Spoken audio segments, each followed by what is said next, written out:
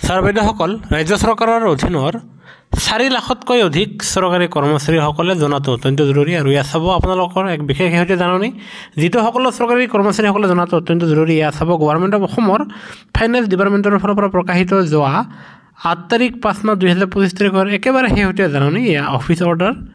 আৰু এই জাননীখনত লিখা আছে যে দেখা যায় যে চৰকাৰী কৰ্মচাৰীসকলে চাকৰিত যোগদান কৰে আৰু বহুতো চৰকাৰী কৰ্মচাৰীসকলৰ তেখেতসকলৰ কম বয়সতে চৰকাৰী চাকৰি এটা পাবলৈ সক্ষম হয়।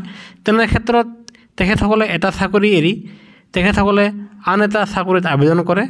আৰু তেনে ক্ষেত্ৰত দেখা যায় যে বিশেষকৈ এই জাননীটোৰ জৰিয়তে কোৱা হৈছে যে যিসকল কৰ্মচাৰী বিশেষকৈ বিত্ত বিভাগৰ অন্তৰ্গত আৰু সেইসকল কৰ্মচাৰীয়ে যদি এটা চাকৰি কৰি আছে তথাপিও যদিহে আন এটা চাকৰিত আবেদন কৰে, তেনেহ'লে সেই বিত্ত বিভাগৰ অধীনৰ কৰ্মচাৰীসকলৰ তেখেতসকলৰ পুনৰাই আপোনাৰ NOCৰ প্ৰযোজ্য নহ'ব।